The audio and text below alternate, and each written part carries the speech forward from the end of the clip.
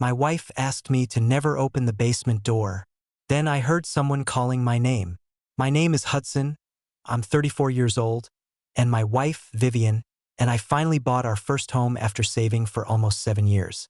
The house wasn't exactly our dream home, but it had character, a large backyard, and enough space for the family we hoped to have one day. The only part of the house that always felt unsettling was the old, unfinished basement. It smelled like damp wood. The light flickered every time you turned it on, and the previous owners had left behind shelves full of dusty boxes they never bothered to take. On the day we moved in, Vivian stopped in front of the basement door, rested her hand on the doorknob, and looked at me with an expression I'd never seen before. "Can you promise me something?" I laughed, thinking she was joking. "Sure. What is it?" She hesitated for a second before answering. "Please don't ever go into the basement unless I'm with you." I smiled. "What are you hiding down there?" She forced a laugh, but it didn't sound convincing. "Nothing. I just really hate that place." I figured it was one of those irrational fears people sometimes have. Everyone has something that makes them uncomfortable, and if staying out of the basement made her feel better, it wasn't exactly a difficult promise to keep. For almost 6 months, I never gave it another thought. Then, one rainy Saturday afternoon, Vivian drove across town to visit her mother, leaving me alone in the house. I spent most of the afternoon watching football until I suddenly heard what sounded like someone quietly saying my name. "Hudson." At first I assumed it was the television, so I muted it. The house became completely silent. A few seconds later, I heard it again. "Hudson."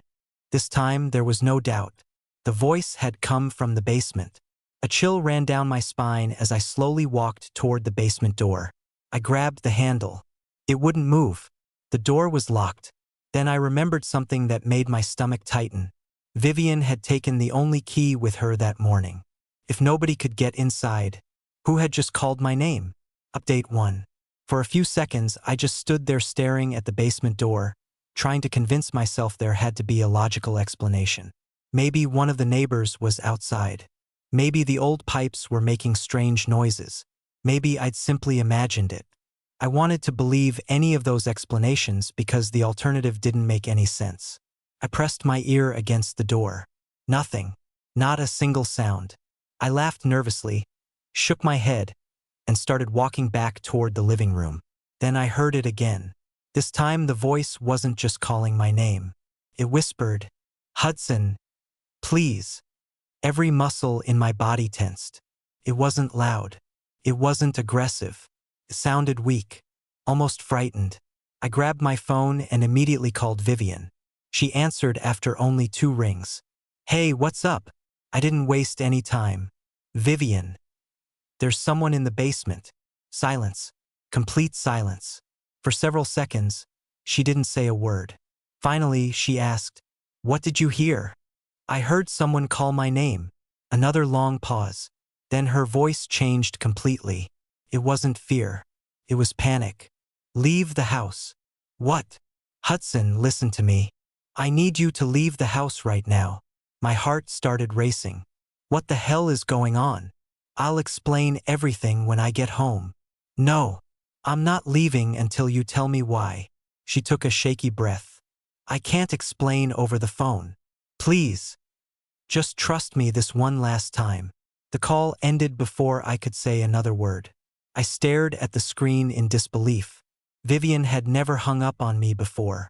Not once in 6 years together. I walked back to the basement door.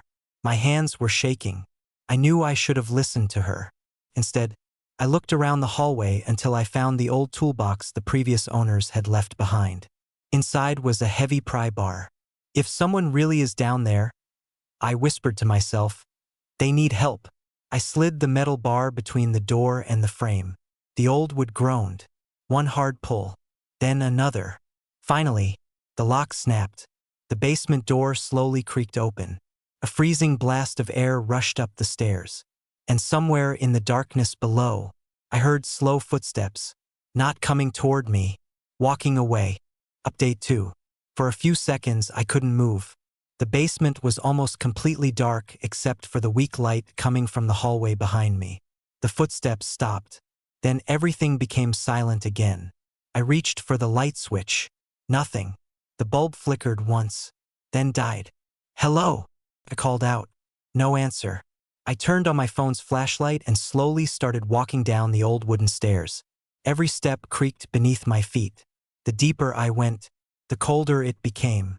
The basement wasn't empty. There were old shelves, broken furniture, and dozens of cardboard boxes left behind by the previous owners. Most of them were covered in dust, except one. A single box near the back wall looked like someone had touched it recently. The dust around it had been disturbed. I walked over and opened it. Inside were children's drawings, old family photographs, a few faded letters tied together with a ribbon.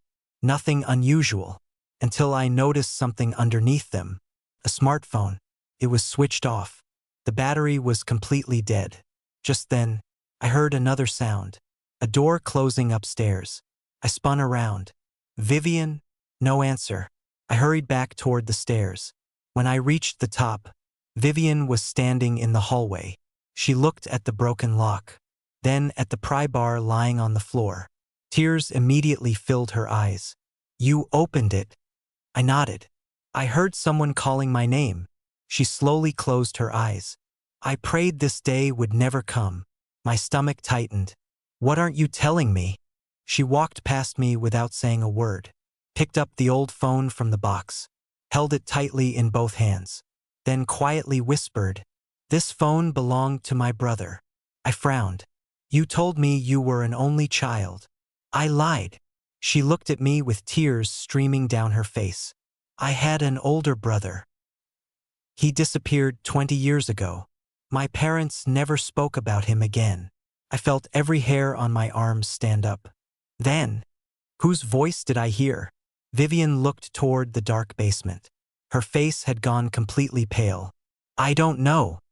Because my brother died before I was born." Final update. I stared at Vivian, waiting for her to tell me this was some kind of joke. She didn't. Instead, she sat down on the bottom step of the staircase, still holding the old phone in her hands. "My parents had my brother when they were very young," she said quietly.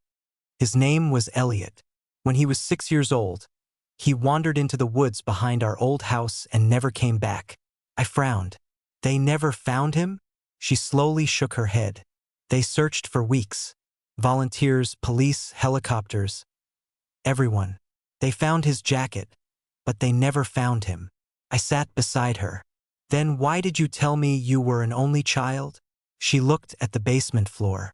"Because that's what my parents wanted. They packed away every photo, every toy, every memory they had of him. They never spoke his name again. When I was little, I wasn't even allowed to ask about the locked boxes." A tear rolled down her cheek. "When they died 2 years ago, I inherited everything they had stored in a rental unit." She looked around the basement. "These boxes are all that was left."